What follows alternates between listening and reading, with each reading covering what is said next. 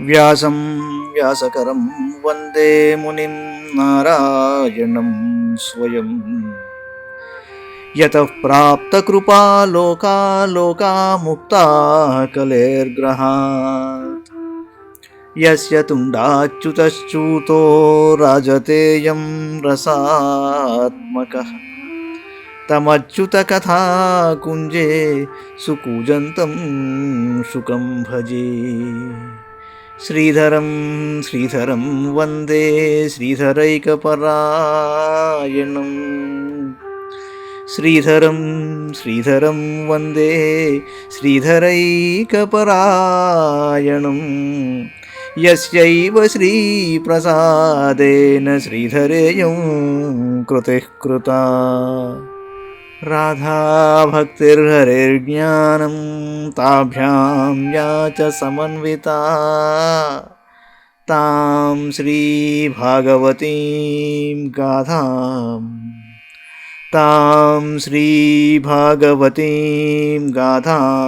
వందే యుగళరూపిణీ. భాగవత మహాపురాణంలోని అష్టమ స్కంధంలో మనం 11వ అధ్యాయంలో ఉన్నాం. చివరి భాగం. యుద్ధం సాగుతోంది దేవతలకి అసురులకి. అలక్షయంతస్తమతైవ విహ్వలాహ విచుకృషుర్దేవగణాః సహానుగాః నాయకాః శత్రుబలేన నిర్జితా వణిక్పథా భిన్ననవో యథార్ణవే. ఇంద్రుడు కనబడకపోవటం వలన దేవతలు వారి అనుచరులు విహ్వలులై ఆక్రోశించారు. శత్రువులు ఇదివరకే వారిని ఓడించి ఉన్నారు. ఇప్పుడు వారి నాయకుడు కూడా కనబడకపోవటచే వారు సముద్ర మధ్యములో నావ పగిలిపోవుటచే దుస్థితికి లోనైన వ్యాపారుల వలె ఆందోళన పడ్డారు. తతస్తురాషాఢిషు బద్ధ పంజరాత్ వినిర్గతస్తాశ్వరధ్వజాగ్రణీః. బభౌ దిశఖం పృథివీం చ రోచయన్ స్వతేజసా సూర్య ఇవ క్షపాత్యయే. నిరీక్ష్య పృతనాం దేవః పరైరభ్యర్థితాం రణే ఉదయఛత్రిపుం హంతుం వజ్రం వజ్రధరోరుషా. కొంత తడవునకు ఇంద్రుడు తన గుర్రములతో రథములతో ధ్వజముతో సారథితో కూడి అసురుల యొక్క శరపంజరము నుండి బయటపడ్డాడు. అప్పుడు ప్రాతకాలమున సూర్యుడు తన కిరణములచే దిక్కులను ఆకాశమును పృథ్విని ప్రకాశింపజేసినట్లు ఇంద్రుడు తన తేజస్సుచే రణభూమిని తేజరిల్ల చేశాట.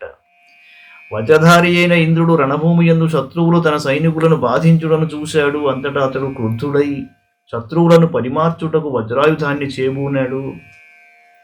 సతేనైవాష్టధారేణ శిరసి బలపాకయోః జ్ఞాతీనాం పశ్యతాం రాజన్ జహార జనయన్ భయం. సముచిస్తద్వధం దృష్ట్వా శోకామర్షరుషాన్వితః జిఘాం సురీంద్రం నృపదే చకార పరమోద్యమం. అశ్మసారమయం శూలం ఘంటావద్ధేమభూషణం ప్రగృహ్యాభ్యద్రవత్క్రుద్ధో హతోऽసీతి వితర్జయన్. ప్రాహిణోద్దేవరాజాయ నినదన్ మృగరాడివ తదాపతద్గగనతలే మహాజవం విచిక్షిదే హరిరిషుభిः సహస్రధా. తమాహనన్ నృపకులిశేన కంధరేరుషాన్వితస్త్రిదశపతిశ్చిరోహరన్. నతశ్చ హి త్వచమపి వజ్ర ఊర్జితో బిభేదయః సురపతినౌజసేరితః. తదద్భుతం పరమతివీర్యవృత్రభిత్ తిరస్కృతో నముచి శిరోధరత్వచ. రాజా, వాడి అయిన అంచులు గల తన వజ్రాయుధముతో ఇంద్రుడు బలాసురుని పాకాసురుని శిరస్సులను ఖండించాడు. ఆ దృశ్యమును చూసిన వారి బంధువులు భయంతో వణికిపోయారు. మహారాజా, తన సోదరులు అంటే బలాసురుడు పాకాసురుడు వధింపబడుటను చూచిన నముచికి శోకము అసహనము కోపం కలిగింది. అంతటా అతడు ఎంతయు క్రుద్ధుడై ఇంద్రుని వధించుటకు ఉద్యుక్తుడయ్యాడు. ఇంద్రా, ఇప్పుడు నీవు నీ ప్రాణమును రక్షించుకొనజాలవు అనుచు నముచి సింహం వలె గట్టిగా గర్జిస్తూ తన త్రిశూలమును ఇంద్రుని మీదకి విసిరాడు. అది ఇనుముతో నిర్మితమై భూషణములతో అలంకరింపబడి బంగారు గంటలను కలిగి ఉన్నది. ఆ శూలము మిక్కిలి వేగంగా వంచుచుండుటను ఇంద్రుడు గమనించాడు. ఆకాశమునందు ఉండగానే 1000 ముక్కలు గావించాడు దాన్ని. అనంతరం ఇంద్రుడు క్రుద్ధుడై వజ్రాయుధముతో అసురుని శిరస్సును ఖండించుటకై అతని కంఠముపై కొట్టాడు. ఇంద్రుడు బలంగా నముచిపై తన వజ్రాయుధమును ప్రయోగించాడు గాని శక్తివంతమైన ఆ వజ్రాయుధము ఆ అసురుని చర్మమును కూడా భేదింపలేకపోయిందండి.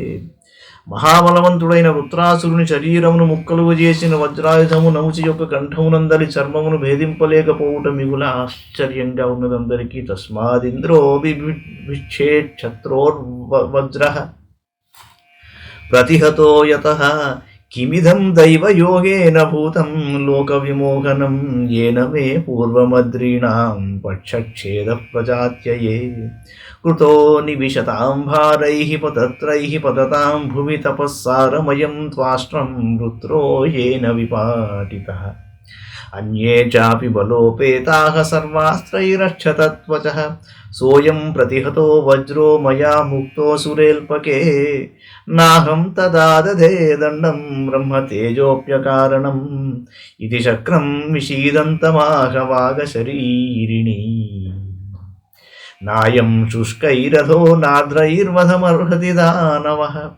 మయాస్మై యద్వరో దత్తో మృత్యుర్నైవాద్రశుష్కయోః అతోన్యశ్చింతనీయస్త ఉపాయో మఘవన్ రిపోః తాం దైవీం గిరమాకణ్య మఘవాన్ సుసమాహితః ధ్యాయన్ ఫేనమథా పశ్యదుపాయముభయాత్మకం న శుష్కేణ న చాద్రేణ జహార నముచే శిరః తం తుష్టూర్మునిగణా మాల్యైశ్చావాకిరన్ విభుం గంధర్వముఖ్యౌ జగతుర్విశ్వావసు పరావసు దేవదుందుభయో నేదుర్నర్తక్యో నృతుర్ముదా అన్యేప్యేవం ప్రతిద్వంద్వాన్ వాయువగ్నివరుణాదయః సూదయామాసురస్త్రౌఘైః మృగాన్ కేసరినో యథా.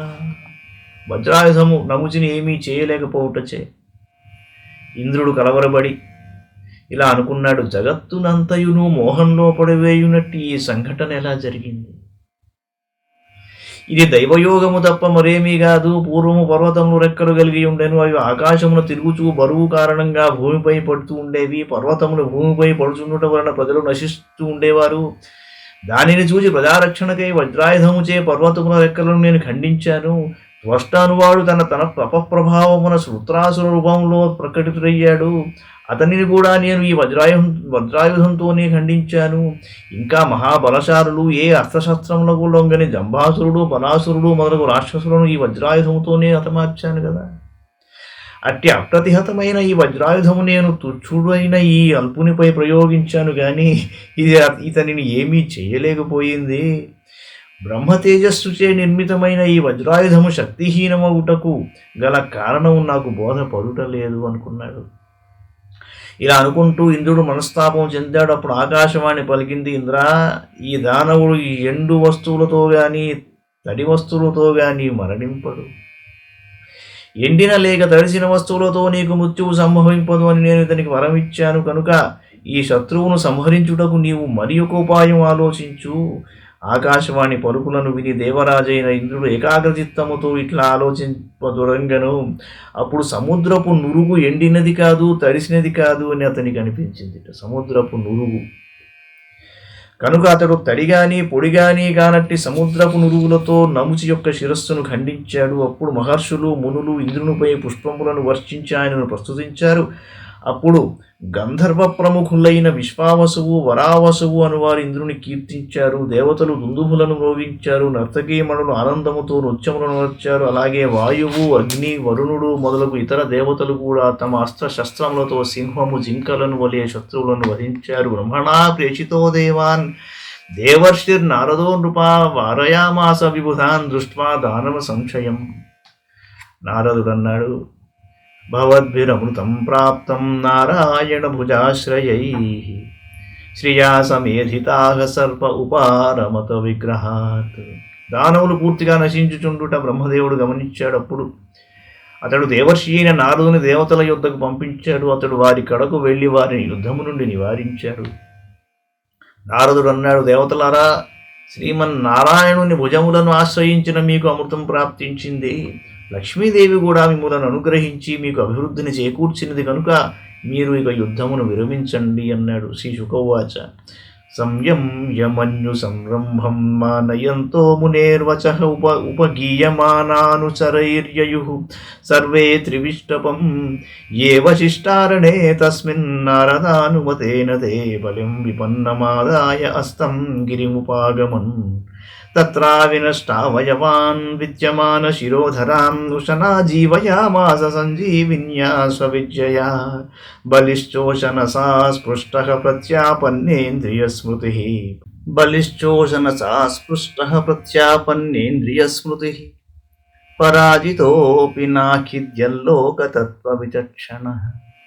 శుకులు వారన్నాడు, దేవతలు దేవర్షి అయిన నారదుని మాటలను అంగీకరించి తమ కోపావేశమును శాంతింపజేశారు. అనంతరం వారు తమ స్వర్గలోకమును చేరారు. ఆ సమయమున దేవతల అనుచరులు వారి యశోవైభవములను కీర్తించుచున్నారు. రణరంగమున మిగిలిన దైత్యులు నారదుని అనుమతితో వజ్రాఘాతమునకు దెబ్బతిని బలిచక్రవర్తిని తీసుకుని అస్తాద్రికి వెళ్ళారు. అక్కడ శుక్రాచార్యుడు కంఠములు మొదలగు అవయవములను ఖండింపబడని అసురులను తన సంజీవిని విద్య ద్వారా పునరుజ్జీవితులను గావించాడు. శుక్రాచార్యుని స్పర్శచే బలిచక్రవర్తి యొక్క ఇంద్రియముల యందు చైతన్యమును మనస్సునందు స్మరణయు కలిగింది. లోకమునందు జనన మరణములు జయాపజయములు సహజమని అతడు భావించాడు కనుక తాను పరాజితుడైనను అందుకు అతడు శోకింపలేదు. ఇది శ్రీమద్భాగవతే మహాపురాణే పారమహంస్యాం సంహితాయాం అష్టమస్కంధే ఏకాదశోధ్యాయః. మంగళం భగవాన్ విష్ణు మంగళం గరుడధ్వజ మంగళం పుండరీకాక్షో మంగళాయతనో హరి. సర్వం శ్రీకృష్ణార్పణమస్తు.